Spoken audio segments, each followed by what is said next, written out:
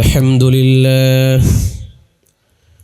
إن الحمد لله نحمده ونستعينه ونستغفره ونؤمن به ونتوكل عليه ونعوذ بالله من شرور أنفسنا ومن سيئات أعمالنا من يهده الله فلا مضل له ومن يضلل فلا هادي له أشهد أن لا إله إلا الله وحده لا شريك له وأشهد أن محمدا عبده ورسوله الذي أرسله بالحق بشيرا ونذيرا وداعيا إلى الله بإذنه وسراجا منيرا أما بعد فإن خير الحديث كتاب الله وخير الهدي هدي محمد صلى الله عليه وسلم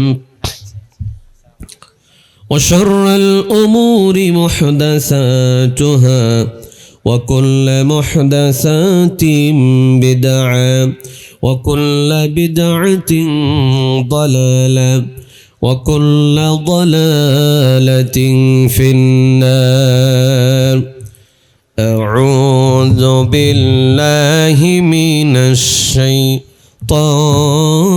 الرجيم بسم الله الرحمن الرحيم قل إن الموت الذي تفرون منه فإنه ملاقيكم ثم تردون إلى عالم الغيب والشهادة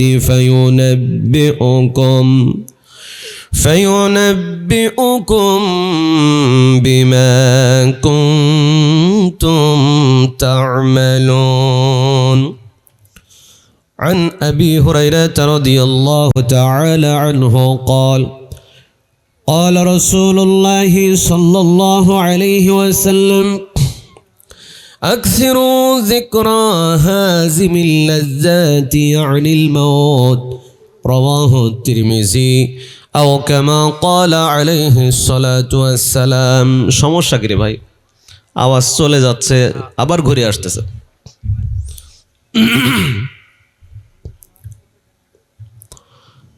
দুনিয়া থাকার জায়গা না, এ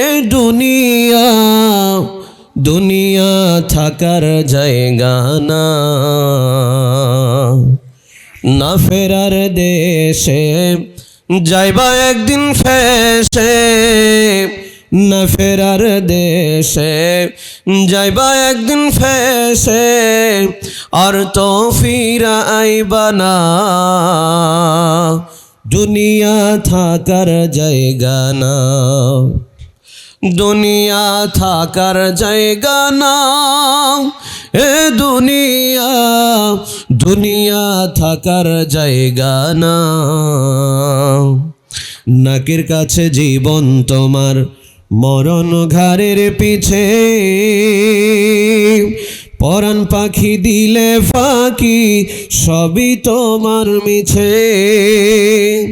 নাকের কাছে জীবন তোমার, মরণ ঘাড়ের পিছে, পরাণ পাখি দিলে ফাঁকি সবই তোমার মিছে।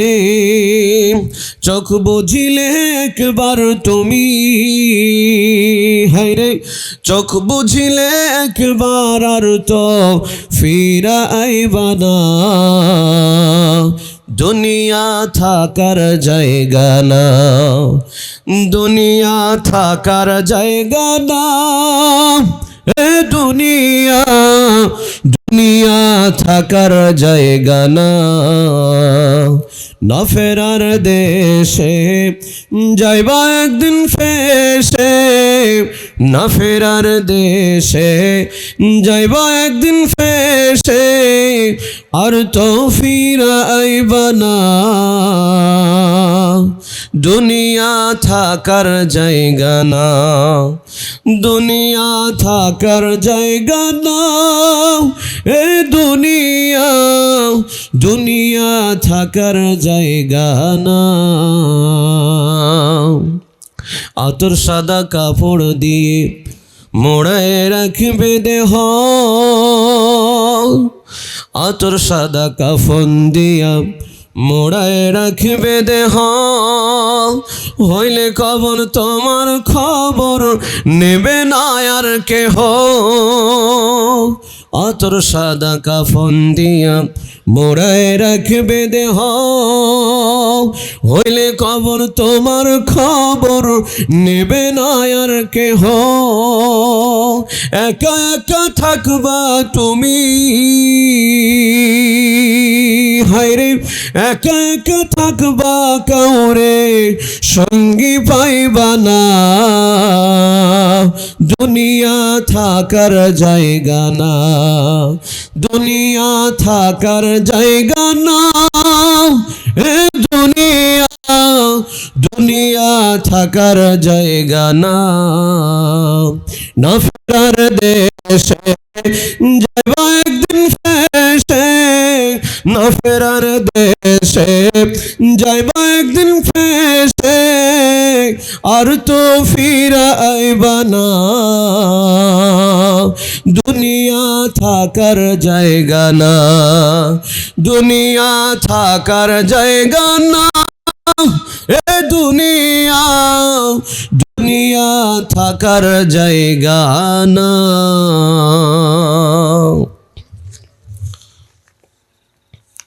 আলহামদুলিল্লাহ, মধ্যসিংহের আলে হাদিস ওয়াক্তিয়া মসজিদের উন্নতি গল্পে ও মাদ্রাসার মাটি ভরাটের জন্য সপ্তম বার্ষিক ইসলামী জলসার সম্মানিত সভাপতি আলহাজ নাজমুস সাকিব, সভাপতি টাঙ্গাইল জেলা জমিয়তে আলে হাদিস, পরিচালনায় আছেন মাওলানা আব্দুল মান্নান হাফিজাহুল্লাহ, অধ্যক্ষ মাদ্রাসা দারুল ইসলাম মোহাম্মদিয়া বল্লা ফাজিল মাদ্রাসা।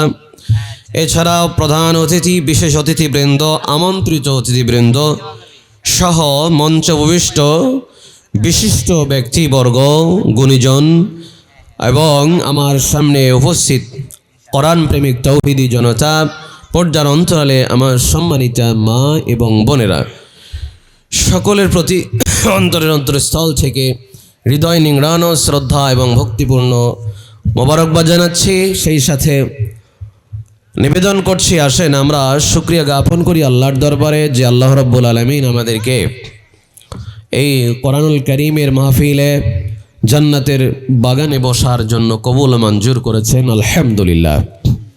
দরুদ ও সালাম বর্ষিত হোক বিশ্ব মানবতার মুক্তির দিশারি আমার আপনার শতামাম বিশ্ব মুসলিম উম্মার প্রাণাধিক প্রিয় ব্যক্তিত্ব মুহাম্মদুর রাসূলুল্লাহ সাল্লাল্লাহু আলাইহি ওয়াসাল্লামের উপর।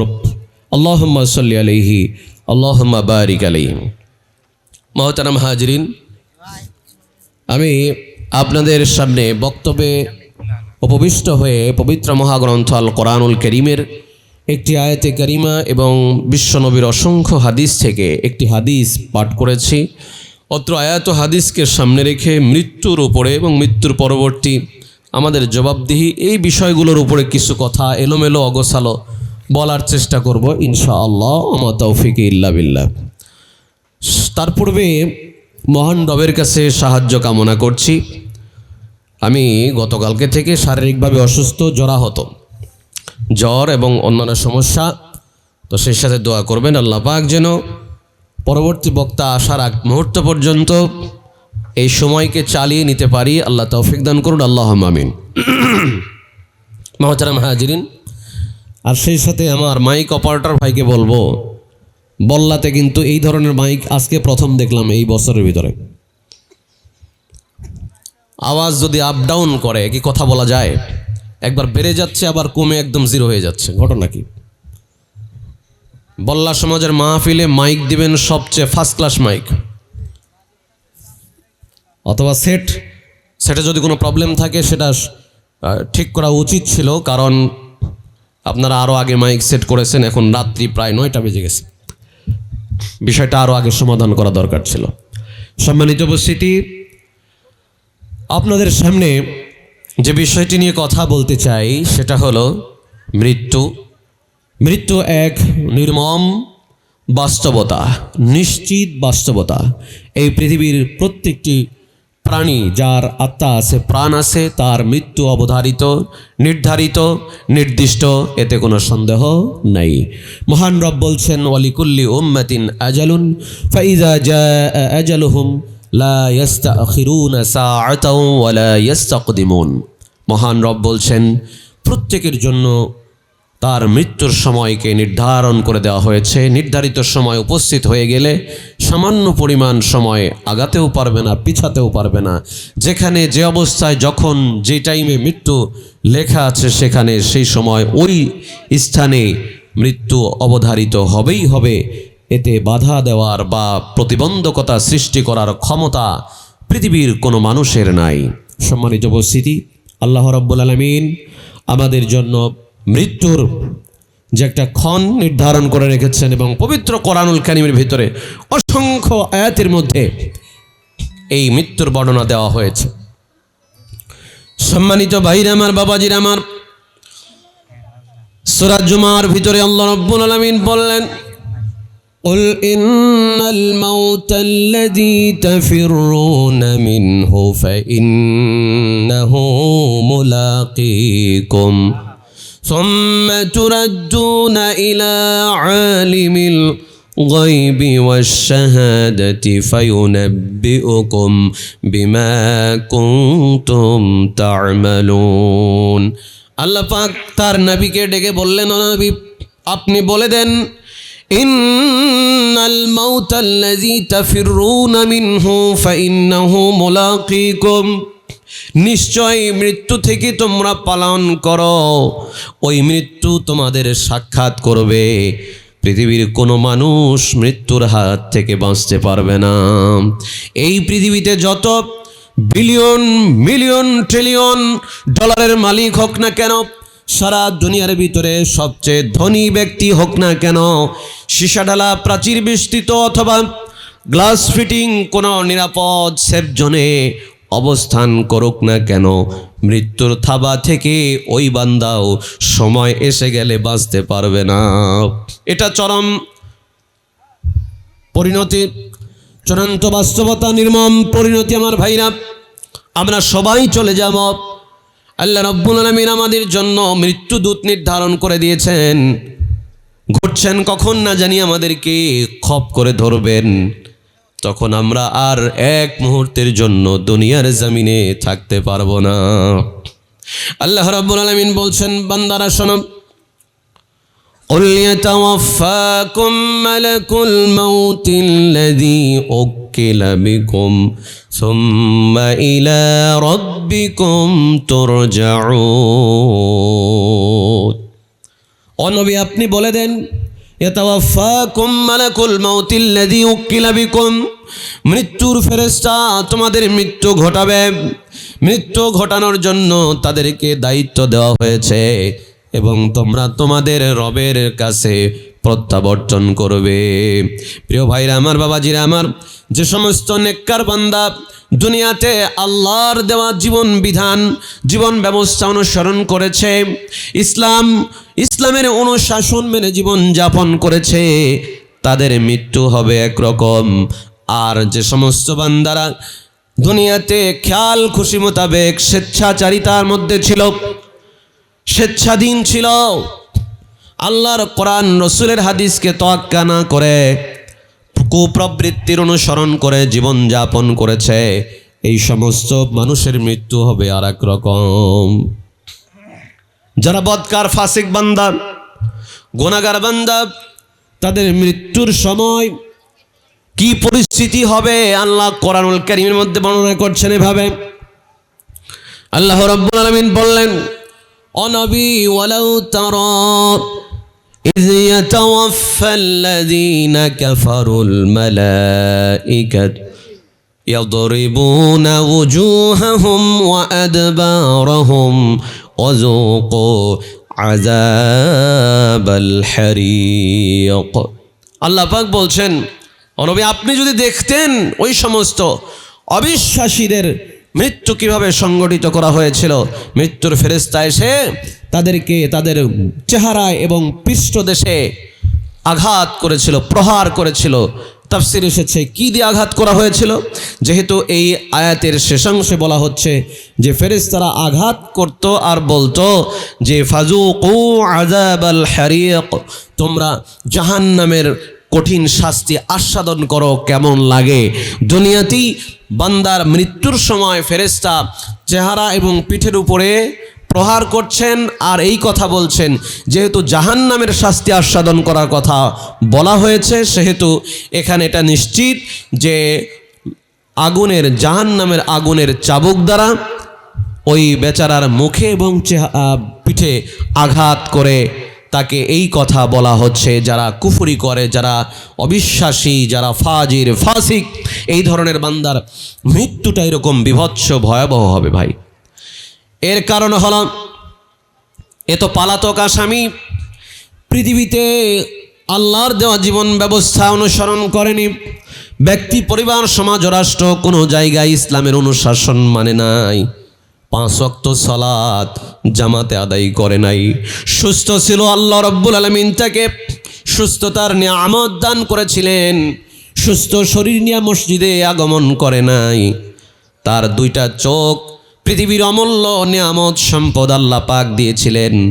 এই 2 চোখ দ্বারা রাস্তা হেঁটে দেখে দেখে মসজিদে যায় নাই। 2 পা নিয়ামত দান করেছেন, এই 2 পা ব্যবহার করে মসজিদে গমন করে নাই নিয়মিত। আমার ভাইরা, এই বান্দা আল্লাহর সমস্ত নাজ নিয়ামত ভক্ষণ করল, পৃথিবীর জমিনে সমস্ত সুযোগ সুবিধা গ্রহণ করার পরে আল্লাহর শুকরিয়া আদায়ার্থে সালাত পড়ল না। আল্লাহ পাক তো এগুলোর জন্য আপনার কাছে মূল্য চাই নাই, বলে নাই যে বান্দা আমার কাছে বিল পরিশোধ করো। আপনি সারাদিন কেজি কেজি অক্সিজেন ব্যবহার করলেন, এই অক্সিজেন যদি আপনার কিনে ব্যবহার করা লাগতো কি পরিস্থিতি হতো। আপনি সারাটা দিন সূর্যের আলো এবং প্রকৃতির বাতাস গ্রহণ করলেন, আল্লাহর দেওয়া নিয়ামত ভক্ষণ করলেন, এগুলোর বিল যদি রব্বুল আলামিন চাইতেন, আমি আপনি পৃথিবীতে সহজভাবে স্বাভাবিকভাবে চলাফেরা করতে পারতাম না। আল্লাহ শুধু চান বান্দারে ও আকিমিস সালাতা লিযিকরি, আমার শরণার্থে আমার সালাত কায়েম করো। যদি বান্দা আল্লাহর নাজ নিয়ামত ভক্ষণ করে নিয়মিত 5 ওয়াক্ত সালাত আদায় করে, এটাই রব্বুল আলামিনের জন্য ওই সমস্ত নিয়ামতের বিল হয়ে যাবে। বলেন সুবহানাল্লাহ। ভাইরা আমার, বাবাজিরা আমার, একটু মাথাটা খাটান, বিবেক দিয়া চিন্তা করুন। বল্লা বাজারে আপনি যেই দোকানে বাকি নিয়েছেন 1 সপ্তাহের কথা বলে যে 1 সপ্তাহ পরে আমি পরিশোধ করে দেব, 1 সপ্তাহ গেল, 2য় সপ্তাহ চলে যায়, আপনি বড় লজ্জিত। যেই দোকান থেকে বাকি নিলেন ওই দোকানের সামনে দিয়া যেতে বড় লজ্জাবোধ করেন। অন্য দিক দিয়ে ভিন্ন গলি দিয়ে আপনি বাজারে প্রবেশ করেন, কিন্তু যেই দোকানে অনেকগুলো বাকি নিয়েছিলেন 1 সপ্তাহের কথা বলে, ওই দোকানের সামনে যেতে লজ্জাবোধ করছেন, কারণ সে তো পাওনাদার। আমার ভাইরা, আল্লাহ রাব্বুল আলামিন আমাকে আপনাকে দুনিয়াতে প্রেরণ করার পর থেকে শুরু করে কত নাজ নিয়ামত, কত মূল্যবান, কত নিয়ামত দ্বারা আমাকে আপনাকে বাঁচিয়ে রাখলেন। ওই মালিকের ডাকে সাড়া দিয়া মসজিদে যান না, বিবেকটা এতটুকুন কাজ করে না কেন? এতটুকুন লজ্জাবোধ ভিতরে কাজ করে না কেন? দুনিয়ার মানুষের কাছে বাকি করে তার সামনে যেতে লজ্জাবোধ হয় পরিশোধ না করা পর্যন্ত। মহান মালিক আমাকে আপনাকে সর্বাবস্থায় দেখতেছেন, তার আয়ত্তের ভিতরে আমি আপনি, তার দৃষ্টি সীমার ভিতরে আমি আপনি, কিন্তু কিভাবে, কোন বিবেক নিয়ে আমি আপনি মহান রবের বিধানগুলোকে অমান্য করে চলি?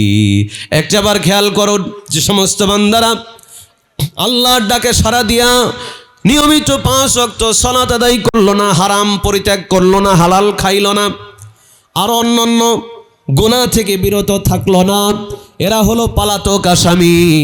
এই পলাতক আসামি, এই জন্য তাদের মৃত্যুর সময় ফেরেশতারা কঠিন শাস্তি দিয়ে তাদের জান কবজ করবে। সূরা আনফাল 50 নম্বর আয়াতে আল্লাহ পাক বলছেন, ওয়ালাউ তারা ইয ইয়াতাওয়াফাল্লাযীনা কাফারুল মালাইকাতু ইয়াদরিবুনা ওয়ুজুহাহুম ওয়া আদবারহুম ওয়া যুকু আযাবাল হারিক। ও নবী, আপনি যদি দেখতেন ওই অবিশ্বাসী গুনাহগারদের জান কবজের সময় ফেরেশতারা তাদের চেহারা এবং পৃষ্ঠদেশে জাহান্নামের আগুনের চাবুক দেয়া আঘাত করে আর বলে, ফাযুকু আযাবাল হারিক, এ বান্দা জাহান্নামের শাস্তি আস্বাদন করো। তার মানে মৃত্যুর আগেই আপনার শুরু হয়ে যায় শাস্তি। তবে বলতে পারেন যে আল্লাহ তো কোরআনে বলছেন যে মুখে আর পিঠে চাবুক দ্বারা আঘাত করা হয় এরকম ফাজের ফাসেক কুফরকারী বান্দার, তাহলে কত মানুষ, কত বেনামাজি, কত কুফরি কর্মকাণ্ডকারী কত ব্যক্তির মৃত্যু দেখলাম, কারো চেহারা এবং পিঠে দাগ দেখলাম না। এটা আসলে এমন একটি বিষয় যেটা আমার আপনার দৃষ্টির বাহিরে, যে আমি আপনি দেখতে পারবো না, কিন্তু ঠিকই ওই বান্দাকে ওই শাস্তি দেওয়া হবে। আগুনের চাবুক দ্বারা মুখে আঘাত করলে যেই প্রচণ্ড যন্ত্রণা, যেই আগুনের চাবুক দ্বারা পিঠে আঘাত করলে যেই প্রচণ্ড যন্ত্রণা গগনবিদারী আর্তনাদ করবে, ঠিক ওই যন্ত্রণাই আল্লাহ পাক রব্বুল আলামিন অদৃশ্যভাবে ফেরেশতার মাধ্যমে ওই বান্দাকে দিতে পারেন কি পারেন না। যেমনিভাবে আমার ভাইরা, প্রচণ্ড শীতের রাত্রে যদি আপনি ঘুমিয়ে থাকেন, এমনও তো অনেক সময় হয় দুঃস্বপ্ন দেখলেন, কোনো খারাপ ভয়ঙ্কর স্বপ্ন আপনি দেখলেন, যেই স্বপ্ন দেখলেন হয়তো সাপ আপনাকে বিষাক্ত সাপ কামড় দিতে আসছে, অথবা কোনো প্রশাসনের লোক আপনাকে গুলি করতেছে, আপনি ভয়ে ছটফট করে দৌড়ানি দিয়েছেন, এমন দৌড় দিয়েছেন, আপনি যদিও স্বপ্নের ভিতরে দৌড় দিলেন, ভয়ভীত হলেন, কিন্তু যখন ঘুমটা ভেঙে যায় তখন দেখবেন হার্টবিট এত দ্রুত নড়াচড়া করছে, বুকের ভিতরে ধুকধুক করছে, আর শরীরটা ঘেমে গেছে, যদিও পৌষ মাঘ মাসের শীতের রাত। আমার ভাইরা, এই রকম স্বপ্নের ভিতরে রব্বুল আলামিন যেই বান্দাকে বাস্তবে ঘামিয়ে ফেলতে পারেন, ওই রকম একজন বান্দা মৃত্যুর সময় অদৃশ্যভাবে জাহান্নামের শাস্তি তাকে দিতে পারেন কি পারেন না? পারেন। এই জন্য সাবধান, সাবধান। আমরা এক একজন পলাতক আসামি হয়ে আছে। যেই দিন ধরবে ফেরেশতা, সেই দিন এমন পাকড়াও করবে আর ছুটার ক্ষমতা নাই। প্রিয় ভাই আমার, আমরা বাস্তব উদাহরণ দিলে আর একটু পরিষ্কার হয়ে যাব। যদি কোনো পলাতক আসামি, দণ্ডপ্রাপ্ত আসামি আত্মগোপনে থাকে এবং পুলিশ প্রশাসনের লোকজন তাকে খোঁজাখুঁজি করে, গোয়েন্দা বিভাগের লোকজন তাকে খুঁজে বেড়ায়, 2 বছর 3 বছর 5 বছর 10 বছর চলে গেছে, খুঁজতে খুঁজতে একদিন হঠাৎ করে এক জায়গায় পেয়ে গেছে। পাওয়ার পরে তাকে কি আদর করবে না মার দিবে? মার দিবে কিনা? কারণ সে পালিয়ে বেড়াচ্ছে, পলাতক আসামি। এই পলাতক আসামিকে পাওয়ার পরে গোয়েন্দা বিভাগের লোক সাথে সাথে 2 হাত পিছনে দিয়া আগে শক্ত করে বাঁধবে, বেঁধে এরপরে লাথি, কিল, ঘুষি, প্রাথমিক কিছু আপ্যায়ন করে নেবে, তারপরে কারাগারে নিয়ে যাওয়ার পরে উল্টা করে ঝুলাইয়া দিবে। কথা কোন ঠিক কিনা? ঠিক তেমনি ভাবে যে সমস্ত বান্দারা মসজিদের মিনার থেকে হাইয়া আলাস সালাহ এই শব্দ কানে শুনল, সালাতের দিকে সব, হাইয়া আলাল ফালাহ কল্যাণের দিকে সব বান্দা, কত মানুষ ওয়াজ শুনলো, খুতবা শুনলো, বক্তব্য শুনলো, কিন্তু নিজের জীবনকে পরিবর্তন করলো না। বক্তব্যের ভিতরে বারবার সাবধান করা হলো, ভাই হারাম পরিত্যাগ করেন, হালাল খান, খবরদার অশ্লীলতার ভিতরে যাবেন না, অবৈধ সম্পর্কে নিজেকে জড়াবেন না। এভাবে কত রকমের ওয়াজ আমরা শুনলাম, কিন্তু ডান কানে শুনে বাম কান দিয়ে বের করে দিলাম। আমরা ওই কথাগুলোকে মেনে নিলাম না, তাহলে বোঝা যায় আমরাও পলাতক আসামি, ঠিক কিনা? এই পলাতক আসামির অবস্থা হবে ওই রকম, যখন মালাকুল মাউত ফেরেশতা আগমন করবে, তার পূর্বে কিছু ফেরেশতা জাহান্নামের আগুনের কাফন নিয়ে আগমন করবে।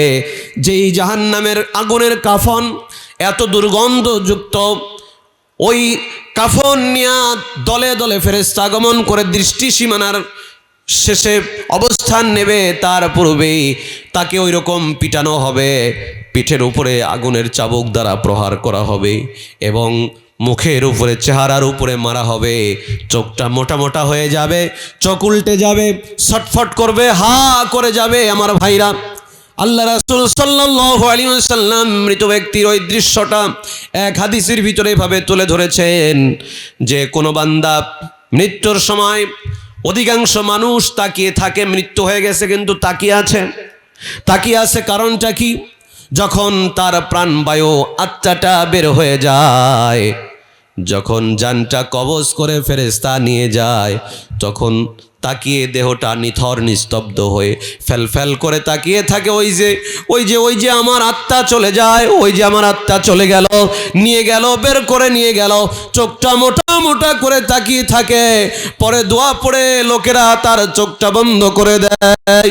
আমার ভাইরা, মৃত্যুর সময় বড় বিভৎস ভয়াবহ পরিস্থিতি সৃষ্টি হয়ে যাবে। অতএব সাবধান, হুঁশিয়ার। আল্লাহর পাকড়াও বড় কঠিন। আল্লাহর পাকড়াও থেকে আমাদের যদি ইহসান পেতে চাই, আমরা যদি রব্বুল আলামিনের দয়া পেতে চাই, তার ডাকে সাড়া দেওয়া লাগবে। যেই ফেরারি আসামি, পলাতক আসামি আত্মগোপনে থাকার পরে শাস্তি ভোগ করলো, তাকে উল্টা করে ঝুলিয়ে কারাগারের ভিতরে মারা হলো। ঠিক তেমনি যে সমস্ত বান্দারা নিয়মিত 5 ওয়াক্ত সালাত আদায় করে না, হাইয়া আলাস সালাহ মিনার থেকে, মসজিদের মিনার থেকে ডাকা হয়, প্রতিধ্বনিত হয়। এ ভাই, এই ডাকটা শুধুমাত্র মুয়াজ্জিনের ডাক নয়, মুয়াজ্জিনের কণ্ঠে আল্লাহ রাব্বুল আলামিন বান্দাকে ডাকতেছেন, বান্দা আয়, মসজিদে আয়, গুনাহ করেছিস, পাপ করেছিস, সে রাতের গুনাহগার, রাতে গুনাহ করে ফেলেছিস ভুল করে, দিনের বেলা আমি রব আমার কাছে ক্ষমা চাও, আমি তোমাকে ক্ষমা করে দেব। আবার রব্বুল আলামিন রাতের বেলা তার তওবা এবং মাগফিরাতের হাত প্রসারিত করে ডাকতে থাকেন, বান্দা আয় আমার কাছে। ও দিনের গুনাহগার, যারা দিনে গুনাহ করেছিলে, এখন গভীর রাত হয়ে গেছে, মাপ চেয়ে নাও, আমি রব্বুল আলামিন তোমাকে ক্ষমা করার জন্য প্রস্তুত আছি। বলেন সুবহানাল্লাহ। আমার ভাইরা, এই জন্য সদা সর্বদা মৃত্যুর প্রস্তুতি নিতে হবে। মৃত্যুর প্রস্তুতি যদি আমরা নিতে পারি, তাহলে যে কোনো সময় মৃত্যু হয়ে গেলে আল্লাহ রব্বুল আলামিন আমাদেরকে মুমিনের হালাতে কবুল মঞ্জুর করে নেবেন। অতএব সাবধান, হুঁশিয়ার। এই পৃথিবীর মোহে পড়ে, পৃথিবীর এই ফিতনায় পড়ে, ধন সম্পদের ফিতনায় পড়ে, টাকা পয়সার ফিতনায় পড়ে, পরিবারের ফিতনায় পড়ে ঈমান আমলকে মজবুত করতে পারলেন না। সাবধান, হুঁশিয়ার, সাবধান হয়ে যান। যদি যে কোনো মুহূর্তে যদি মালাকুল মাউত এসে জানটা কবজ করে নিয়ে যায়, পৃথিবীর সব কিছুই বৃথা, সব পড়ে থাকবে, আপনাকেই রবের সামনে জবাবদিহি করা লাগবে। এই জন্য আল্লাহ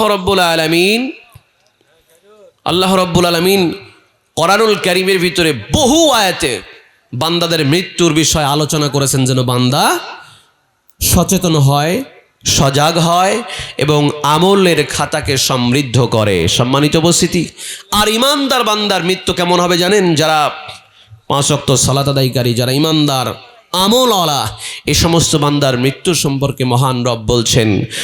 আল্লাহ রাব্বুল আলামিন সূরা নাহাল 16 নম্বর সূরা 32 নম্বর আয়াতে বলে দিলেন, الذين توفاهم الملائكة طيبين يقولون سلام عليكم بما كنتم تعملون। আল্লাহ রাব্বুল আলামিন বলছেন, الذين توفاهم الملائكة طيبين। আমার ভাইরা, যারা ইমানদার বান্দা হবে, যারা নেককার বান্দা তাদের মৃত্যুর কথা রব্বুল আলামিন বললেন। ফেরেশতারা যখন তাদের জান কবজ করবে, ফেরেশতারা যখন জান কবজ করতে আসবে, মালাকুল মাউত ফেরেশতা আজরাইলের আসার আগেই একদল ফেরেশতা যে আসবে, জান্নাতের কাফন নিয়ে আগমন করবে, সুগ্রাণযুক্ত কাফন। মাহুম কাফনুম মিন আকফানিল জান্নাহ ওয়া হানুতুম মিন হানুতিল জান্নাহ। এত সুগ্রাণ, জান্নাতের সুগ্রাণযুক্ত কাফন নিয়ে তারা আগমন করে সালাম দিতে থাকবে, সালামুন আলাইকুম, এ আল্লাহর গোলাম, তোমার উপরে আল্লাহর পক্ষ থেকে সালাম। সুবহানাল্লাহ। সালাম দিতে থাকবে। কাকে সালাম দেবে? যিনি ইমানদার, যিনি নেককার বান্দা। ফেরেশতারা মৃত্যুর আগেই সালাম দিচ্ছে। আর ওই যে পলাতক আসামি, বেনামাজি, বেআমল, এই ব্যক্তি কি অবস্থা হলো? আগুনের চাবুক দিয়ে পিটানো হলো। আর যে ইমানদার, তাকে এসে সুন্দর করে ফেরেশতার আগে আদবের সাথে সালাম দেয়, বান্দা তোমার উপরে আল্লাহর পক্ষ থেকে সালাম, সালামুন আলাইকুম বিমা কুনতুম তা'মালুন। দুনিয়াতে যে তোমরা ভালো ভালো কাজ করেছো, নেক কাজ করেছো, ভালো আমল করেছো, তার বিনিময়ে তোমাদের উপরে আল্লাহর পক্ষ থেকে শান্তি বর্ষিত হোক। প্রিয় ভাইরা আমার, বাবাজিরা আমার, ইমানদারের মৃত্যু এত অনায়াসে, এত চমৎকারভাবে হবে। বিশ্বনবী সাল্লাল্লাহু আলাইহি ওয়াসাল্লাম বলেন, একটা পানির মশক, এখন তো পানির জগ মুখটা খুলে কাত করলে যেমন সেই পানি বেরিয়ে পড়ে, ওই রকম ইমানদার নেককার বান্দার জানটা অনায়াসেই মালাকুল মাউত ফেরেশতার হাতে পড়ে যাবে। সুবহানাল্লাহ। রব্বুল আলামিন আমাদেরকে সেই নফসুত তাইয়্যিবা, নফসু মুতমাইন্না গঠন করার সুযোগ সৌভাগ্য দান করেন, বলেন আমিন। প্রিয় ভাইরা আমার, আমরা এত গাফেল হয়ে গেছি, দুনিয়া করে। এই পৃথিবীতে বিশ্ব নবীর সাহাবায়ে কেরাম যারা দুনিয়াতে জান্নাতের সুসংবাদ পেয়েছিলেন, জান্নাতের সুসংবাদ পাওয়ার পরেও তারা নিশ্চিত হয়ে বসে থাকেন নাই যে আমি তো জান্নাতি, আর আমল করে লাভ কি? কেউ বসেছিলেন না। উদাহরণ দেখেন আমার ভাইরা, আবু বকরের একটা ঘটনা আপনাদেরকে বলি। হযরতে আবু বকর রাদিয়াল্লাহু তাআলা আনহু গিয়ে হানজালাকে প্রশ্ন করলেন, হানজালারে, সহিহ মুসলিমের হাদিস, হানজালা তুমি কেমন আছো? হানজালা বলল, আমি মুনাফিক হয়ে গেছি। কারণ কি, তুমি এমন ধরনের কথা কেন বলছো? বলল, ভাই আবু বকর, বিশ্ব নবীর দরবারে যখন তার সামনে থাকি, আমার মনটা থাকে একরকম, তার সামনে যখন থাকি দিলটা, অন্তরটা জিকিরে থাকে, দিলটা আমলের দিকে ঝুঁকে থাকে। যখন নবীজির দরবার থেকে চলে আসি, পরিবার নিয়ে, সংসার নিয়ে, আমার সন্তান সন্ততি নিয়ে যখন আমি ব্যস্ত হয়ে পড়ি, তখন মনে হয় আখিরাতকেই যেন ভুলে যায়। আমার অন্তরের ভিতরে এই রকম হয়। এই যে দুই রকম পরিস্থিতি, আমার মনে হচ্ছে আমি হানজালা মুনাফিক হয়ে গেছি। আবু বকর বললেন, ভাই হানজালা, আমারও তো এইরকম হয়।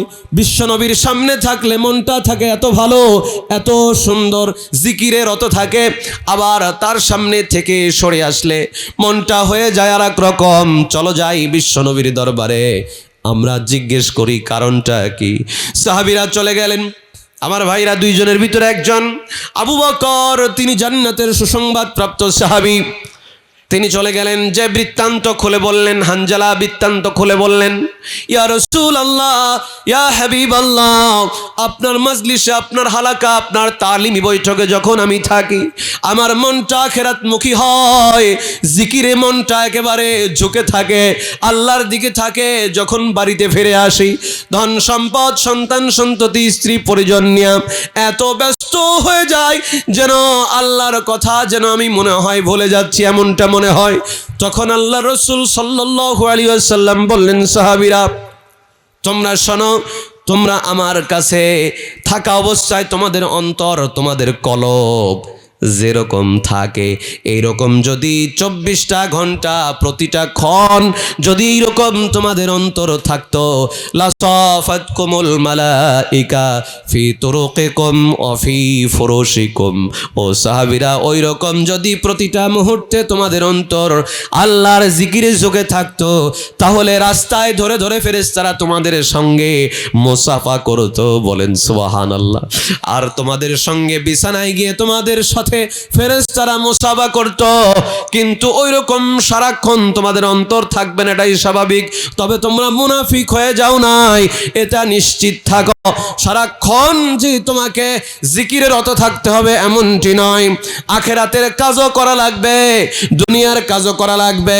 দুনিয়া ধরতে গিয়ে যেন আখিরাত বাদ না হয়ে যায়। আখিরাতকে ঠিক রেখে দুনিয়া কামাই করা লাগবে।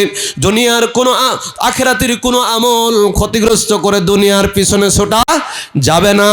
আমার ভাইরা, তাহলে সাহাবায়ে কিরাম রিদওয়ানুল্লাহি তাআলা আলাইহিম আজমাইন তারা এত পেরেশান, জান্নাতের সুসংবাদ পেয়েছেন, তারপরে ঈমানের ব্যাপারে তাদের কি পরিমাণ পেরেশানি ছিল যে আমরা নাকি মুনাফিক হয়ে গেলাম কিনা, আমরা মুনাফিক হয়ে গেলাম কিনা, এরকম চিন্তা। আমার ভাইরা, এই জন্য আমাদের একটু চিন্তা করা লাগবে তাদের জীবনী থেকে। আবু বকর রাদিয়াল্লাহু তাআলা আনহু তিনি বলতেন, এত উঁচু মানের এত মর্যাদাবান সাহাবী, তারপর বলতেন, হে আবু বকর, এ আবু কুহাফার সন্তান আবু বকর, শোনো, তোমার জন্য ধ্বংসরে আবু বকর, যদি তোমার রব তোমাকে ক্ষমা না করেন। চিন্তা করেন জান্নাতি সাহাবীর চিন্তা চেতনা কেমন। গাছের পাতার দিকে তাকিয়ে তিনি আক্ষেপ করে বলতেন, আহারে গাছের পাতা, যদি আমি গাছের পাতা হয়ে যেতাম তাহলে বসন্তকালে গাছের পাতা যেমন ঝরে যায়, আমি আবু বকর ঝরে মাটির সঙ্গে মিশে যেতাম, আমাকে আর তোলা হতো না, আমার হিসাব নিকাশ গ্রহণ করা হতো না। আল্লাহর সামনে দাঁড়ানোকে তিনি কতটা ভয় করছেন। কিয়ামতের ময়দানে আল্লাহর সামনে দাঁড়াতে হবে, আল্লাহর সামনে জবাবদিহি করা লাগবে, এই বিষয়টা এত ভয়ে ভীত সন্ত্রস্ত হতেন আবু বকর। আমার ভাইরা, এইরকম ভয় যার ভিতরে থাকবে, ওই বান্দা আল্লাহর জান্নাতের মেহমান হয়ে যাবে। সুবহানাল্লাহ। এটা আল্লাহ বলছেন, ফাআম্মা মান খাফা মাকামা রাব্বিহি ওয়া নাহান নাফসা আনিল হাওয়া ফাইন্নাল জান্নাতা হিয়াল মাওয়া। বলেন সুবহানাল্লাহ।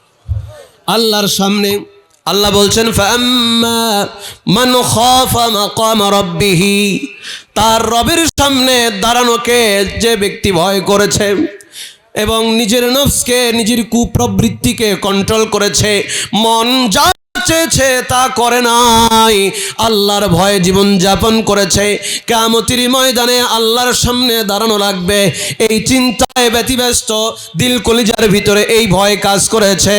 আল্লাহ রাব্বুল আলামিন বলে দিলেন, ফাইন্নাল জান্নাতা হিয়াল মাওয়া, ওই ব্যক্তি জান্নাতের মেহমান হয়ে যাবে। সুবহানাল্লাহ। আমাদের জীবনের চূড়ান্ত সফলতা হলো আল্লাহর সন্তুষ্টি অর্জন এবং জান্নাতের মেহমান হওয়া। বলেন সুবহানাল্লাহ।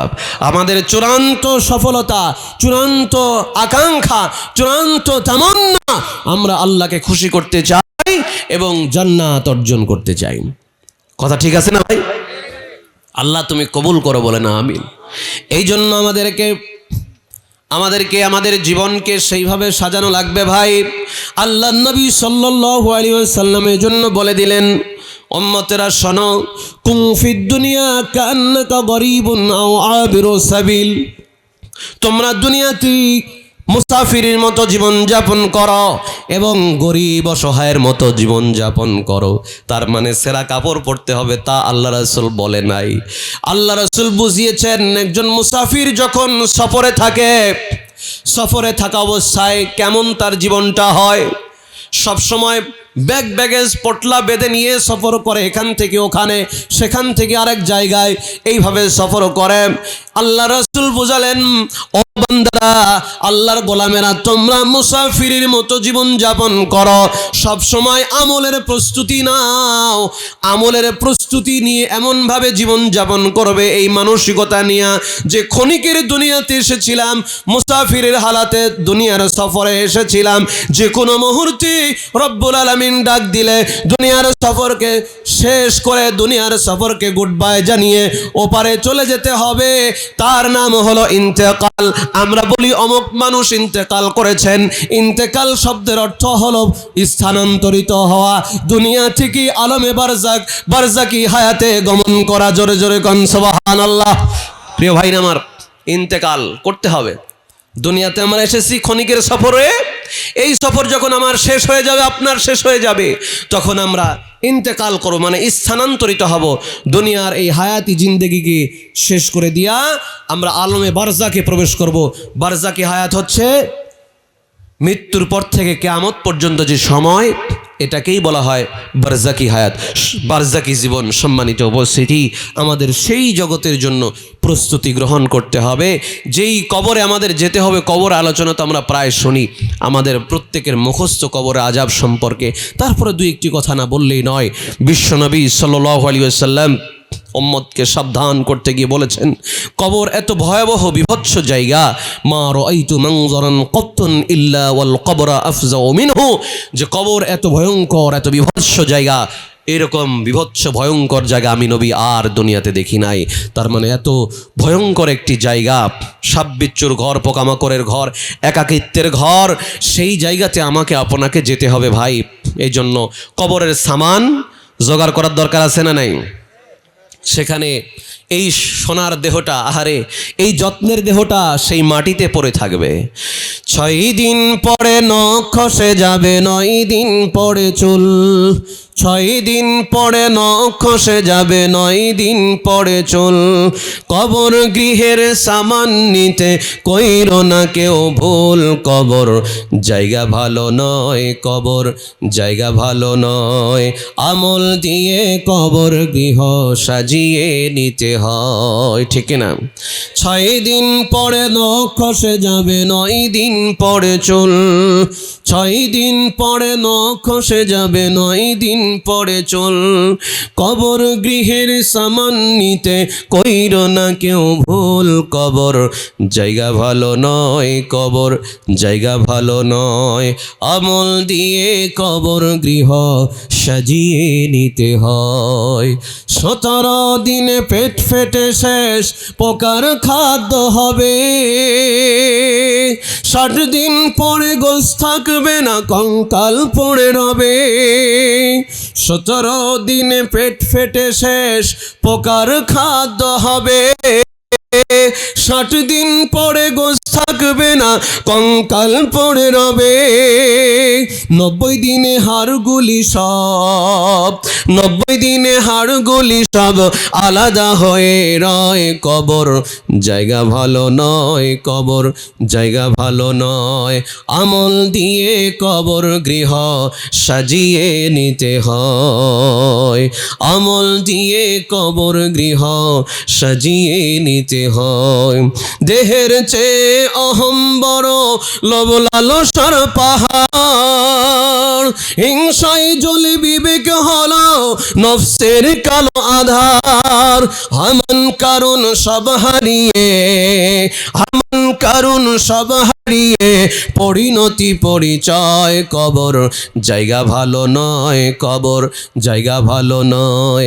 আমল দিয়ে কবর গৃহ সাজিয়ে নিতে হয়। 6 দিন পরে নখ খসে যাবে, 9 দিন পরে চুল। 6 দিন পরে নখ খসে যাবে, 9 দিন পরে চুল। কবর গৃহের সামান নিতে কইরো না কেউ ভুল। কবর জায়গা ভালো নয়, কবর জায়গা ভালো নয়। আমল দিয়ে কবর গৃহ সাজিয়ে নিতে হয়। কবরের গৃহকে সাজানোর দরকার আছে না নাই? এই দুনিয়াতে কতদিন আমি আপনি বাঁচবো আমি আপনি কেউ জানি না, অথচ ঘরকে সাজানোর জন্য ব্যস্ত, ঠিক কিনা? ঘর কেমন ঘর হবে, কত টাকা খরচ করে বিল্ডিং নির্মাণ করব, এই ঘরের ভিতরে কোন ফার্নিচারটা উঠালে বেশি সুন্দর লাগবে, কোন শোকেসটা কোথায় রাখলে কেমন লাগবে, এই চিন্তায় ব্যতিব্যস্ত। কিন্তু কতক্ষণ যে আমরা এই ঘরের ভিতরে থাকতে পারবো এর কোনো গ্যারান্টি আছে? নাই। গত বছর একটা ঘূর্ণিঝড় হলো কুমিল্লা দাউদকান্দি থানার একজন প্রবাসী ভাই, মালয়েশিয়া প্রবাসী, ওই দিন বাড়িতে এসেছিল আমার ভাইরা। তার একটা টিন শেড বাড়ি ছিল, পাশে একটা দৃষ্টিনন্দন চমৎকার ফ্ল্যাট বাড়ি নির্মাণ করেছে। পরের দিন সকালে আনুষ্ঠানিকভাবে উদ্বোধন করে ঘরে উঠবে এই চিন্তায় বিদেশ থেকে টাকা পাঠিয়েছে। তার ভাই ব্রাদার স্ত্রী সবাই মিলে ঘরটাকে সুন্দর করে নির্মাণ করেছে, বিল্ডিং। কিন্তু এমন একটা ঘূর্ণিঝড়ের আঘাত হানল। এই ঘূর্ণিঝড়ের আঘাতে বিশাল মোটা সাইজের মেহগনির গাছ উপড়ে গিয়ে রাতে যেই টিন শেড ঘরে ছিল, ওই টিন শেড ঘরের উপরে পড়ে স্ত্রী সন্তান সহ দুনিয়া থেকে সে বিদায় হয়ে গেল। দেখেন কত শখের বাড়ি, কত শখের ঘর, কত আশা নিয়ে মালয়েশিয়া থেকে এসেছিল। এই ঘরে আমি উঠব, স্ত্রী সন্তান নিয়ে আরামাসে দিন পার করব, কিন্তু ভাগ্যে নাই, ভাগ্যে নাই, ভাগ্যে নাই। ঠিক তেমনি ভাই, আমি আপনি দুনিয়া দুনিয়া করে যতই ঘর সাজাই, দুনিয়া সাজাই, আর যত দুনিয়াকে কামড়ে ধরি, কতক্ষণ থাকবো আমি আপনি জানি না। আব্দুল্লাহ ইবনে আব্বাস রাদিয়াল্লাহু তাআলা আনহু সূরা দোকানের প্রথম 2-3 আয়াতের তাফসীর করতে গিয়ে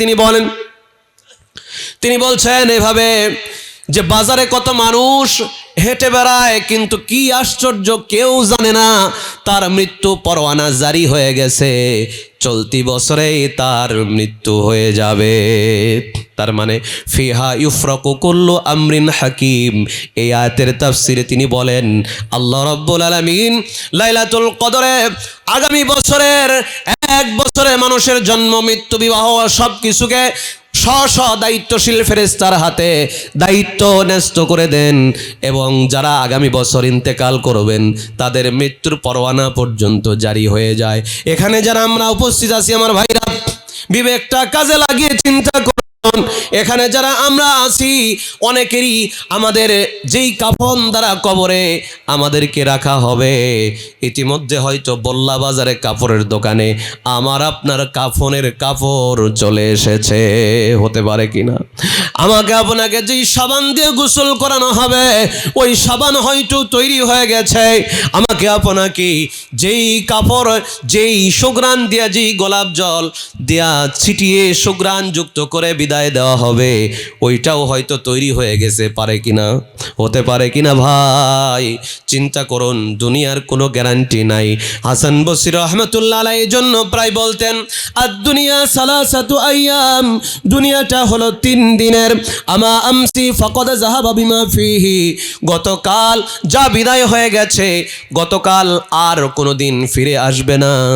গতকাল যদি কিয়ামত পর্যন্ত চেষ্টা করেন, গতকাল আর ফিরিয়ে নেওয়া যাবে না, ফিরে পাওয়া যাবে না। ওয়া আম্মা গাদান ফালাআল্লাকা লা তুদরিকুহু, আর আগামীকাল তুমি হয়তো আগামীকাল পর্যন্ত বেঁচে থাকবে না, আগামীকাল পর্যন্ত বেঁচে থাকবো তার কোনো গ্যারান্টি নাই। সেদিন আমাদের বিএচসি এরশাদ বিএচসি সাহেব মারা গেলেন।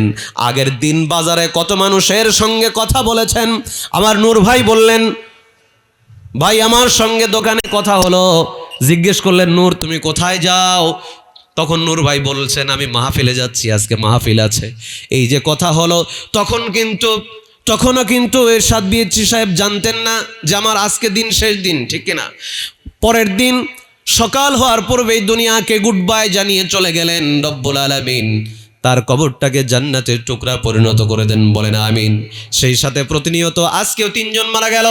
প্রতিনিয়ত মানুষ এমনভাবে দুনিয়ার সফরকে সমাপ্ত করে চলে যাচ্ছে, ইন্তেকাল করতেছে।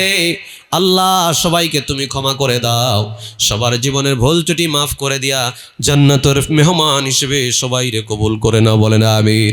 হাসান বসরি রাহমাতুল্লাহ আলাইহি বলছেন ওয়া আম্মা গাদান, আগামীকাল ফালাআল্লাকা লা তুদরিকুহু, আগামীকাল তুমি পাবে না, সম্ভবত আগামীকাল তুমি পাবে না। ওয়ালিয়াউম ফা'মাল ফি, আর আজকের আমল তুমি আজকেই করে নাও, আগামীর জন্য রেখে দিও না বান্দা। কত মানুষ আগামী করে, আগামী দিন থেকে শুরু করব, আগামী জুমা থেকে 5 ওয়াক্ত সালাত আদায় করব আর ছেড়ে দেব না, আগামী রমজান থেকে 5 ওয়াক্ত সালাত এবং সিয়াম শুরু করব আর কোনোদিন 1 ওয়াক্ত নামাজ কাজা করব না। এইরকম নিয়ত করে কত মানুষ আগামী করে করে দুনিয়া থেকে বিদায় হয়ে গেল, গোরস্থানের বাসিন্দা হয়ে গেছে, তার জীবনে আর কোনোদিন আগামী আসে নাই। আমার কলিজার টুকরা সোনামানিক যুবক ভাইরা, পরম শ্রদ্ধেয়া মা বোনেরা, আমার সম্মানিত ভাইরা, আমার বাবাজিরা, আমার সকল শ্রেণী পেশার সকল বয়সের সমস্ত মুসলিম ভাতৃবৃন্দুকে করজোড়ে নিবেদন করি, এক আল্লাহকে ভয় করুন। এক আল্লাহকে ভয় করে এই দুনিয়ার প্রতিটি পদক্ষেপ জেনে বুঝে গ্রহণ করবেন। পাপ কাজ থেকে ফিরে থাকুন। আমাকে আপনাকে চলে যাওয়া লাগবে, দুনিয়াকে এমনভাবে আঁকড়ে ধরবেন না যেন ফিতনায় পড়ে যান। এই দুনিয়াটা ফিতনা, ধন সম্পদ ফিতনা, সন্তান সন্ততি ফিতনা, স্ত্রী ফিতনা, সব কিছু ফিতনা, মানে পরীক্ষার বস্তু। যদি আপনি ফিতনায় পড়ে যান তাহলে কিয়ামত বরবাদ হয়ে যাবে আমার ভাইরা। এই জন্য রব্বুল আলামিন বলেন, ওয়া'লামু, জেনে রাখো, আন্নামা আমওয়ালুকুম ওয়া আওলাদুকুম ফিতনা, নিশ্চয়ই তোমাদের সন্তান সন্ততি, তোমাদের সম্পদ, এগুলো তোমাদের জন্য ফিতনা, মানে পরীক্ষার বস্তু। সন্তান সন্ততির পিছনে ছুটতে গিয়ে, ধন সম্পদের পিছনে ছুটতে গিয়ে যেন সালাত কাজা না হয়ে যায়। তার মানে এটা আল্লাহ বোঝাচ্ছেন, খবরদার, সন্তান সন্ততি, ব্যবসা বাণিজ্য, স্ত্রী পরিজন, এইগুলোর পিছনে সময় ব্যয় করতে গিয়ে যেন আল্লাহর স্মরণ থেকে, আল্লাহর ইবাদত থেকে দূরে সরে না যাও। ঠিক আছে, তাদের হক আদায় করতে হবে, কিন্তু আল্লাহর হক বাদ দিয়ে নয়, আল্লাহর হুকুম বাদ দিয়ে নয়, আল্লাহর হুকুমের পাশাপাশি সেগুলোর উপরে দায়িত্ব পালন করতে হবে আমার ভাইরা। আল মাল ওয়াল বানুনা জিনাতুল হায়াতিদ দুনিয়া, আল্লাহ পাক বলছেন, মাল সম্পদ, সন্তান সন্ততি, এগুলো হচ্ছে দুনিয়ার শোভা। অতএব এগুলো নিয়ে একেবারে মত্ত থেকে আমরা যেন পরকালকে না ভুলে যাই। আল্লাহ বলছেন, ইয়া আইয়ুহাল্লাযিনা আমানু লা তুলহিকুম আমওয়ালুকুম ওয়ালা আওলাদুকুম আন যিকরিল্লাহ, হে ইমানদারগণ, খবরদার, তোমাদের ধন সম্পদ, সন্তান সন্ততি যেন তোমাদেরকে আল্লাহর স্মরণ থেকে গাফেল করে না ফেলে। এই জন্য ভাই, শুধু শুনলে হবে না, মানতে হবে। শুধু শুনলে হবে না, মানতে হবে, মানার মানসিকতা পোষণ করা লাগবে। আল্লাহ রাব্বুল আলামিন ওই সমস্ত শ্রোতাদের ব্যাপারে বলেন, যারা শুনে কিন্তু অনুসরণ করে না, মানে না, তাদের ব্যাপারে রব্বুল আলামিন বলছেন, ওয়া ইযা তুতলা আলাইহি আয়াতুনা ওয়াল্লা মুস্তাকবিরান কাআল্লাম ইয়াসমা'হা কাআন্না ফি উযনাইহি ওয়াকরা। যখন তার সামনে, আল্লাহ বলছেন, যখন তার সামনে তার রবের আয়াতসমূহ তেলাওয়াত করা হয়, উপদেশ দেওয়া হয়, সে এমন একটা ভাব করে প্রস্থান করে চলে যায়, মনে হয় সে যেন কিছুই শোনে নাই, অহংকার করে চলে গেল। ওই বান্দার জন্য রব্বুল আলামিন কঠিন যন্ত্রণাদায়ক আযাবের সুসংবাদ দিয়ে দিলেন। সাবধান ভাই, সাবধান, এই দুনিয়াকে ব্যবহার করে আখিরাত কামানো লাগবে। প্রাচুর্যের প্রতিযোগিতা, আল্লাহকে ভুলে গেলে হবে না। মহান রব বলছেন, আলহাকুমুত তাকাসুর হাত্তা যুরতুমুল মাকাবির কাল্লা সাওফা তা'লামুনা সুম্মা কাল্লা সাওফা তা'লামুন। আলহাকুমুত তাকাসুর, আল্লাহ বলছেন, এই সূরা অধিকাংশ মানুষের মুখস্থ আছে। অর্থ কি? আলহাকুমুত তাকাসুর, খবরদার, প্রাচুর্যের প্রতিযোগিতা, ধন সম্পদের প্রতিযোগিতা তোমাদেরকে ভুলিয়ে রেখেছে, তোমাদেরকে ভুলে রেখেছে। কি থেকে ভুলে রেখেছে? আল্লাহ থেকে, ইবাদত থেকে, কিয়ামত থেকে, মৃত্যু থেকে। মৃত্যুর কথা মনে নাই, মৃত্যুর কথা মনে নাই, ভুলে গেছ, আল্লাহর কথা ভুলে গেছ। আমার ভাইরা, আল্লাহ রাসূল সাল্লাল্লাহু আলাইহি ওয়াসাল্লাম বলেন, عن أبي هريرة رضي الله تعالى عنه قال قال رسول الله صلى الله عليه وسلم أكثروا ذكر هازم اللذات عن الموت। আল্লাহ নবী সাল্লাল্লাহু আলাইহি ওয়াসাল্লাম বলেন, আমার উম্মতেরা বেশি বেশি মৃত্যুর কথা স্মরণ করো, কারণ মৃত্যু দুনিয়ার স্বাদকে অবসাদে পরিণত করে দেয়। মৃত্যুর কথা যদি কেউ বেশি বেশি স্মরণ করে তাহলে দুনিয়ার প্রতি লোভ কমে যাবে, দুনিয়ার প্রতি বাড়তি আকর্ষণ কমে যাবে, দুনিয়ার প্রতি বাড়তি আবেগ কমে যাবে। দুনিয়াতে ততটুকুন পেয়ে সে সন্তুষ্ট থাকবে যতটুকুন পেলে, যতটুকুন হলে তার দুনিয়াতে জীবনযাপন করতে পারা যায়, ততটুকুতেই সে তুষ্ট থাকবে, অধিক আকাঙ্ক্ষা পোষণ করবে না। কারণ সে বুঝতে পারবে আমার তো মৃত্যুর পরেই অনন্তকালের জগৎ অপেক্ষা করছে, সেই জগতে আমার জন্য সব কিছু আছে। অল্পে যারা তুষ্ট হয় এই মানুষগুলোর জীবন ধারণ অত্যন্ত সাধারণ হয়, অহংকার থাকে না, পোশাক আশাকের অহংকার থাকে না, মানুষের সাথে কথা বলতে গেলে অহংকার প্রদর্শন করে না, নরম হয়, ভদ্র হয়, বিনয়ী হয়। কারণ সে গুরুত্ব দেয় আখিরাতকে, গুরুত্ব দেয় কিয়ামতকে। কারণ দুনিয়া তো তুচ্ছ, এই আছে এই নাই, আমার আসল জগৎ তো কিয়ামত, ওখানে আমি রাজত্ব করব, ওখানে আমি জান্নাতের রাজত্ব পেয়ে যাব। এইভাবে ইমানদার বান্দা চিন্তা করতে থাকে। ভাইরা আমার, এই জন্য আল্লাহ বলছেন আলহাকুমুত তাকাসুর, তোমাদেরকে ভুলিয়ে দিয়েছে প্রাচুর্যের প্রতিযোগিতা। প্রাচুর্যের প্রতিযোগিতা, ধন সম্পদ, ব্যবসা বাণিজ্য, ক্ষেত খামার, মিল ফ্যাক্টরি, এই সমস্ত কাজের ব্যস্ততা তোমাদেরকে ভুলিয়ে দিল, গাফেল করে দিল। হাত্তা যুরতুমুল মাকাবির, যতক্ষণ না তোমরা কবরের সাক্ষাৎ করবে, যেদিন কবরে চলে যাবে সমস্ত প্রতিযোগিতা সব থেমে যাবে, বন্ধ হয়ে যাবে। প্রিয় ভাইরা আমার, কবরে যাব, কবরে যাওয়ার সময় আমাদের সঙ্গে দুনিয়ার কোনো ধন সম্পদ যাবে না। আমার আপনজন, আত্মীয় স্বজন, পরিবার পরিজন যারা জীবন দেওয়ার জন্য প্রস্তুত থাকতো, তারা কেউ কবরে আমার আপনার সাথী হবে না ভাই, সাথী হবে শুধু আমল। আনাস ইবনে মালিকের বর্ণনা, তিনি বলেন বিশ্বনবী সাল্লাল্লাহু আলাইহি ওয়াসাল্লাম বলেছেন, ইয়াতবাউল মাইয়িতা সালাসাতুন, মৃত ব্যক্তিকে তিনটা জিনিস অনুসরণ করে কবর পর্যন্ত যাবে। মৃত ব্যক্তিকে তিনটা জিনিস অনুসরণ করে কবর পর্যন্ত যাবে। ফায়ারজিউ ইসনানে ওয়া ইয়াবকা মাআহু ওয়াহিদ, দুইটা ফেরত আসবে, একটা তার সাথী হয়ে থেকে যাবে। আল্লাহ রাসূল বলেন ইয়াতবাউ আহলুহু ওয়া মালুহু ওয়া আমালুহু, তার সাথে যাবে তার আত্মীয় স্বজন, আহাল পরিবার, কবর পর্যন্ত যাবে, কিছু ধন সম্পদ যাবে এবং আমল যাবে। ফায়ারজিউ আহলুহু ওয়া মালুহু ওয়া ইয়াবকা আমালুহু, চলে আসবে আত্মীয় স্বজন, চলে আসবে সম্পদ, খাটিয়া, অন্য আনুষঙ্গিক জিনিসপত্র সব ফেরত আসবে, কিন্তু সাথী হয়ে থেকে যাবে বান্দার আমল। যদি ইমানদার বান্দা হয়, ইমানদার বান্দাকে তিনটা প্রশ্নের জবাব যখন পেয়ে যাবে ফেরেশতারা, আল্লাহ রাব্বুল আলামিন গায়ব থেকে বলবেন ফাফরিশুহু বিল জান্নাতি ওয়ালবিসু লাহু বিল জান্নাহ, আমার বান্দাকে জান্নাতের পোশাক পরাও, জান্নাতের বিছানা বিছিয়ে দাও। ওয়াফতাহু লাহু বাবান ইলাল জান্নাহ, আর এই বান্দার কবরকে জান্নাতের দরজার সঙ্গে একাকার করে দাও। সুবহানাল্লাহ। আমার ভাইরা,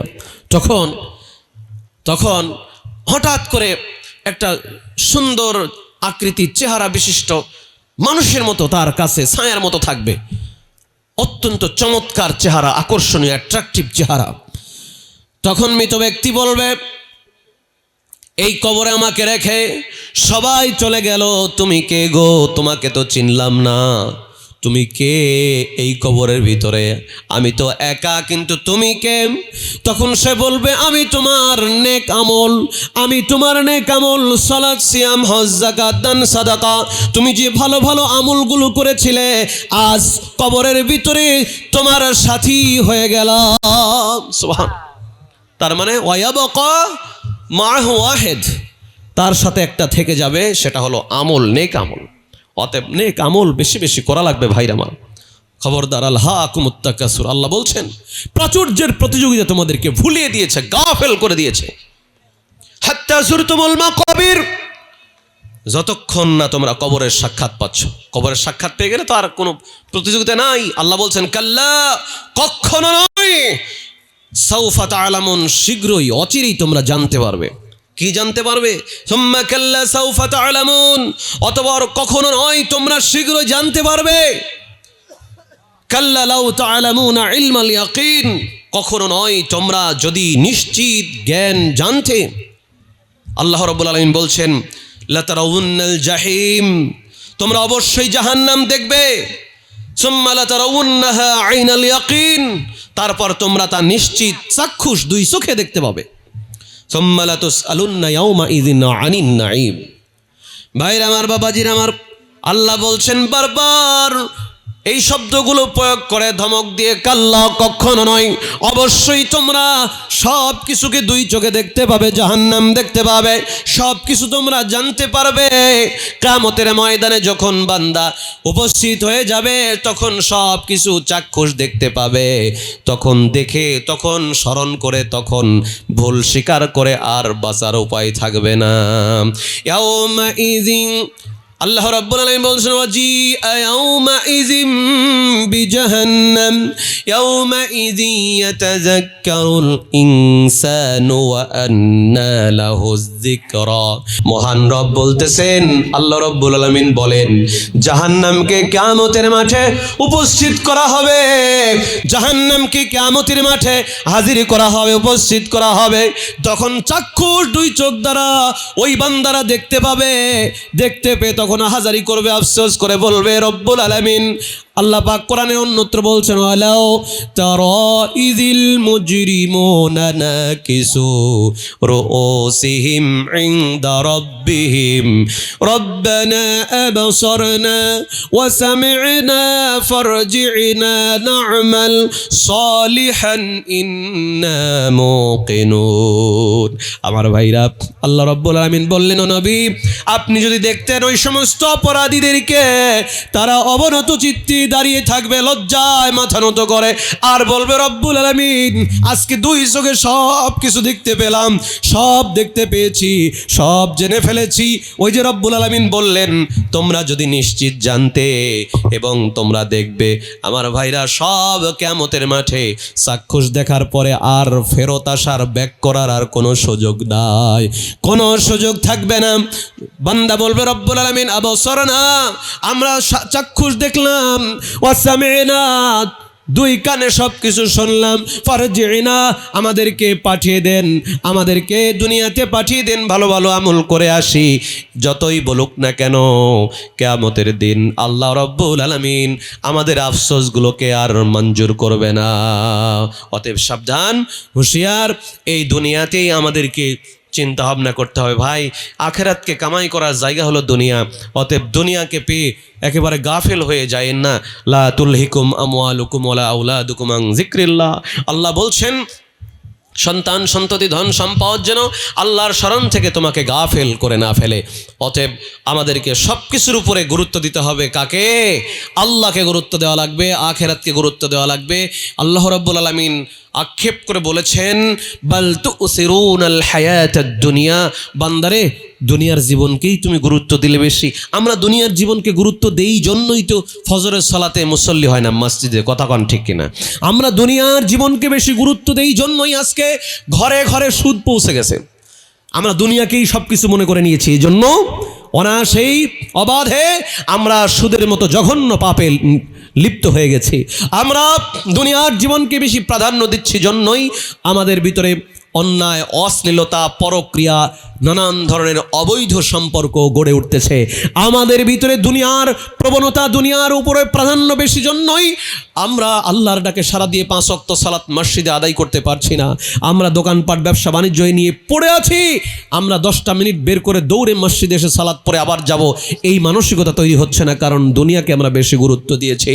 আমার মা বোনেরা, আমার ভাইরা, বাবাজিরা, আমার যুবক ভাইরা, প্রত্যেকের খেদমতে আরজ করতে চাই, আমাদের সম্মানিত আলোচক এসে মঞ্চে উপবিষ্ট হয়েছেন শায়েখ অধ্যাপক ডক্টর রইসুদ্দিন হাফিজাহুল্লাহ, আমাদের অত্যন্ত প্রিয় মানুষ। তার মুখ থেকে আপনারা কথা শুনবেন ইনশাআল্লাহ। আমি অসুস্থ শরীর নিয়ে চেষ্টা করেছি আপনাদের মাঝে কিছু সময় অতিবাহিত করার। আমার সুস্থতার জন্য আপনাদের কাছে দোয়া চাই। আল্লাহ রাব্বুল আলামিন যেন আমাকে সুস্থ রাখেন এবং আপনাদের সবাইকে দীর্ঘ নেক হায়াত দান করেন, ঈমান আমলের সাথে আমি আপনি আমরা সবাইকে আল্লাহ পাক যেন কবুল আর মঞ্জুর করেন, বলেন আল্লাহুম্মা আমিন। আল্লাহ আজকের এই মাহফিলকে কবুল করো, বলেন আমিন। পরিশেষে ভুলে গিয়েছিলাম, আমি আপনাদেরকে অনুরোধ করব, আজকের মাহফিল আমাদের সম্মানিত অধ্যক্ষ প্রিন্সিপাল সাহেব বলেছেন ইতিমধ্যেই, তারপর আমিও একটু মনে করে দিতে চাই যে আজকে মাহফিলের উদ্দেশ্য কিন্তু ওই যে মাদ্রাসার মাটি ভরাট করার জন্য। আপনারা অত্র এলাকার মানুষ আলহামদুলিল্লাহ দানের ক্ষেত্রে এর আগেও অত্যন্ত উল্লেখযোগ্য দান করে আপনারা চমক দেখিয়েছেন, আল্লাহর সন্তুষ্টির জন্য দান করেছেন। এবছরও আপনারা সেইভাবে দান করবেন, এটা আপনাদের কাছে দাবি, এটাই কিয়ামতের পাথেও হবে। আল্লাহ রাসূল সাল্লাল্লাহু আলাইহি ওয়াসাল্লাম বললেন, আইয়ুকুম মালু ওয়ারিসি আহাব্বু ইলাইহি মিন মালিহি, তোমাদের ভিতরে এমন কোনো লোক আছে যে নিজের সম্পদের চেয়ে ওয়ারিসের সম্পদকে বেশি ভালোবাসে? তখন সাহাবীরা বললেন, ক্বালু, সাহাবা ইকরাম বললেন, ইয়া রাসূলুল্লাহ, আমাদের ভিতরে মা মিন্না আহাদুন ইল্লা মালুহু, আমাদের ভিতরে এমন কোনো লোক নাই যে নিজের সম্পদ বাদ দিয়া ওয়ারিসের সম্পদকে ভালোবাসবে। তখন আল্লাহ রাসূল সাল্লাল্লাহু আলাইহি সাল্লাম বললেন, শোনো, আমি ওইটা বুঝাইনি, ফাইন্না মালাহু মা কদ্দামা ওয়া মালা ওয়ারিসিহি মা আখরা, তোমার হাতে যেটা তুমি যা খরচ করেছো, ফাইন্না মালাহু মা কদ্দামা, তোমার মাল সেটা যা তুমি ব্যয় করেছো, দান করেছো, খরচ করেছো, ওইটা তোমার মাল। ওয়া মালা ওয়ারিসিহি, আর ওয়ারিসের মাল হলো মা আখরা, এখনো যা রয়ে গেছে তোমার হাতে, এখন তুমি মৃত্যুবরণ করলে সব ওয়ারিসের হয়ে যাবে, ওয়ারিসরা বলবে এগুলো সব আমার, তখন তোমার কিছুই থাকবে না। এই জন্য এই মহব্বত করে এই সম্পদগুলোকে আঁকড়ে ধরে থেকো না, আল্লাহ রাস্তায় খরচ করো, সাধ্যমতো দান করো এবং পরকালের পাথেও জোগাড় করো। সম্মানিত উপস্থিতি, আপনাদেরকে করজোড়ে নিবেদন করছি এবং অনুরোধ করছি, এই মসজিদে এবং এই মাদ্রাসার মাটি ভরাট করার কাজে আপনারা স্বতঃস্ফূর্তভাবে দান করবেন। আল্লাহ রাব্বুল আলামিন যেন আমাদেরকে তৌফিক দান করেন এবং কর্তৃপক্ষের সুন্দর একটা উদ্যোগ এবং উদ্দেশ্য যে তারা একটা মাদ্রাসা প্রতিষ্ঠা করবেন, এই মাদ্রাসা প্রতিষ্ঠার কাজে আপনারা সর্বাত্মক চেষ্টা করবেন সহযোগিতা করার। আল্লাহ পাক কবুল করুন, আল্লাহুম্মা আমিন। সুবহানাকা আল্লাহুম্মা বিহামদিকা আশহাদু আল্লা ইলাহা ইল্লা আনতা আস্তাগফিরুকা ওয়া আতুবু ইলাইক। আসসালামু আলাইকুম ওয়া রাহমাতুল্লাহি ওয়া বারাকাতুহু।